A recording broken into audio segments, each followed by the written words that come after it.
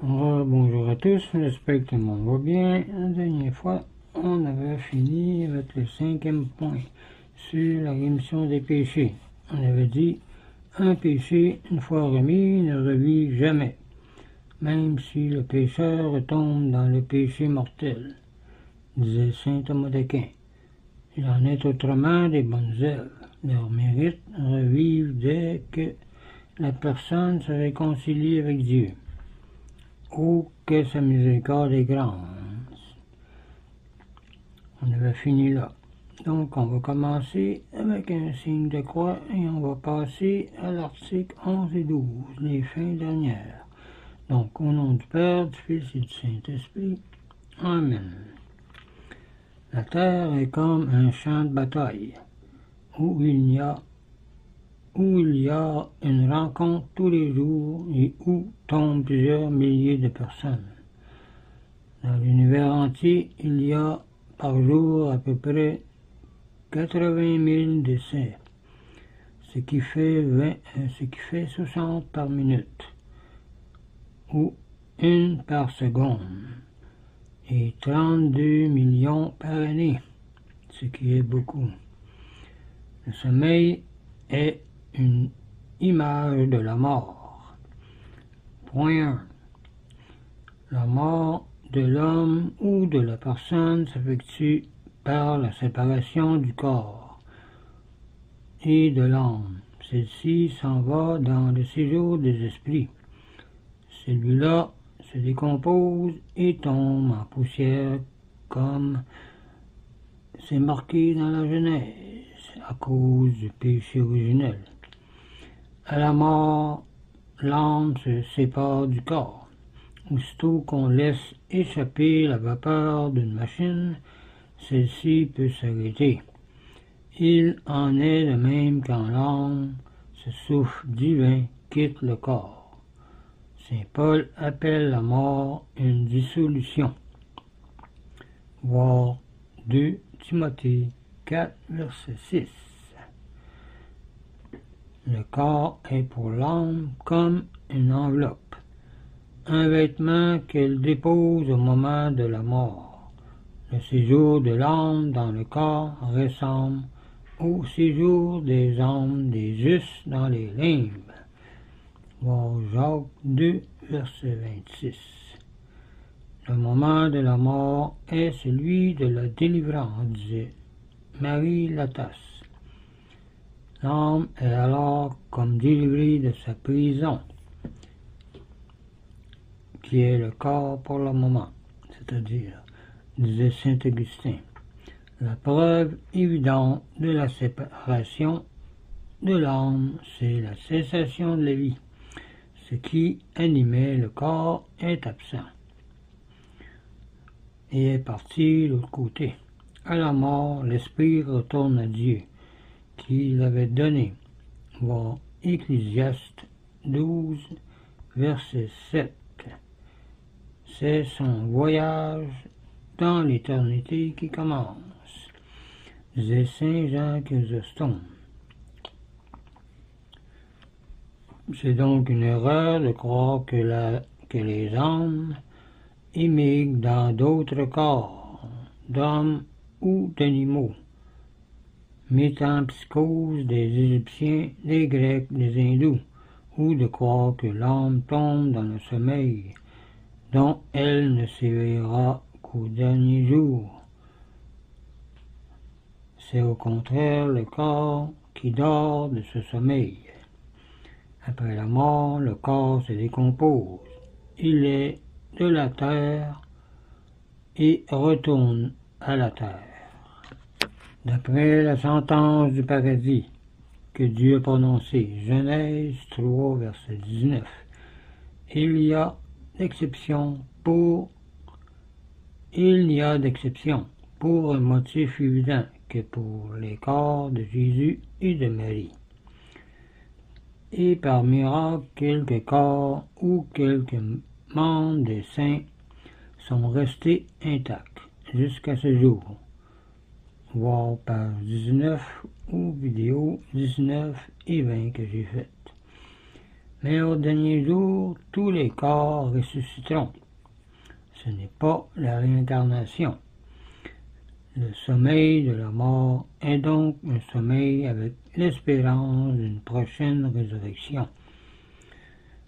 L'esprit atteint la résurrection des corps.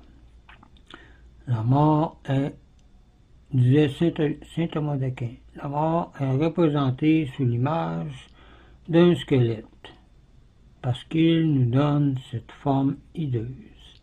Il tient une faux à la main parce qu'il met fin à la vie de l'homme ou de la femme aussi rapidement que le faucheur coupe l'herbe des prés. Voir Psaume 103, verset 15. On devrait plutôt le représenter avec une clé, parce qu'il nous ouvre la porte de l'éternité. Point 2. Toutes les personnes qui sont soumises à la mort, parce qu'elle est une suite du péché originel qu'on a déjà parlé. Nos premiers parents perdirent par leur désobéissance le don de l'immortalité corporelle. Nous sommes donc tous soumis à la mort. Vous pouvez voir à la page 88 ou dans mes vidéos. Comme le péché est entré dans le monde par un seul péché, et la mort par le péché, ainsi la mort est passée dans tous les hommes, par ce seul homme en qui tous ont péché. Donc, je répète, comme le péché est entré dans le monde par un seul homme, à cause de la femme, et la mort par le péché, ainsi la mort est passée dans tous les hommes et les femmes. Par ce seul homme en qui tous ont péché. Voir Romains 5, verset 12. L'homme qui voulait être égal à Dieu est profondément humilié par la mort. Elle lui fait expier cet orgueil. Enoch, dans Genèse 5, verset 24, et Élie, dans 2 Rois 2, ces deux seuls ont été enlevés de la terre sans mourir, mais ils réapparaîtront au jugement dernier. Voir Ecclésiastique 44, verset 16, et Saint Matthieu 27, verset 11. Et ils mourront alors ainsi que tous les hommes qui vivront encore au moment du jugement dernier, disait saint Thomas d'Aquin. Le Christ seul n'était pas soumis à la mort, parce qu'il était par lui-même exemple de péché. Il est mort parce qu'il l'a librement voulu. La mort met l'égalité entre le pauvre et le riche. La vie n'est qu'un théâtre où l'on joue pour peu de temps le rôle d'un général, d'un juge, d'un soldat, etc. selon notre mission, et où rien ne reste du costume que l'on a porté. Car l'autre côté, c'est pas comme ici, disait saint Jean Chrysostome.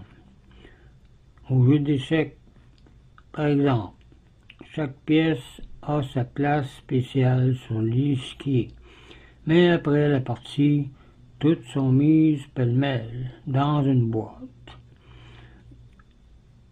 Les personnes aussi, dans le jeu de la vie, ont des rangs différents, et à la mort, tous sont mis dans la même terre dièse, et tous comparaîtront devant Dieu. Le riche, en mourant, ne peut rien emporter, disait Job 27, verset 16. Et bien d'autres versets. La mort supprime toutes les dignités et tous les honneurs, disait saint Ambroise. Même ceux qui, ici-bas, ont été les premiers seront les derniers, et ceux qui ont été les derniers seront les premiers, disait saint Matthieu 19, verset 30. La vie est comme un rêve, donc, qui passe aussi vite qu'il est venu, disait saint Jean Chrysostome. Nos jours sont comme une ombre, disait Job 8, verset 9, comme une toile d'araignée, comme une vapeur visible, d'un instant et ensuite disparaît. Voir saint Jacques 4, verset 15. L'heure de la mort nous est inconnue. Nous mourrons à l'heure où nous ne le soupçonnerons pas, disait saint Matthieu 24, verset 14. La mort viendra comme un voleur, disait le verset 43. Elle nous saisira comme les l'épervier font sur le passereau, le loup sur l'agneau, disait saint Éphrem. La vie est un flambeau qu'un léger coup de vent éteint, disait saint Grégoire de Nice. Nous sommes comme des soldats en congé qui ne sont pas sûrs un moment de n'être pas rappelés, le disait le curé Nip. De rares saints ont eu des révélations sur l'heure de leur mort. Dieu la cache aux personnes par une grande bonté et une grande sagesse. En effet, si nous savions l'heure de notre mort, les uns tomberaient dans le désespoir et la dépression, et d'autres se précipiteraient dans les plus affreux désordres. Cette ignorance doit nous porter à être toujours prêts à mourir. Soyez prêts, dit Jésus, car le Fils de l'homme viendra à l'heure que vous ne le savez pas. Voir saint Matthieu 24, verset 44. C'est dans ce but aussi qu'il a raconté la parabole des 10 vierges. Voir Matthieu 25. La mort est un grand Seigneur. Elle ne veut atteindre personne, mais exige que tous l'attendent d'elle. Saint Éphrem. Si en ce moment vous n'êtes pas prêt, craignez de mal mourir, car telle vie amène telle mort.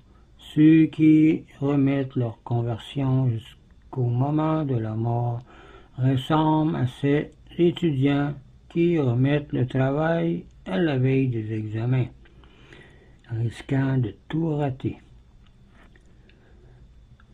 Ce serait tout pour cette vidéo. La prochaine fois, on passera au troisième point. On parlera la mort est terrible pour le pécheur, mais non pas pour le juste.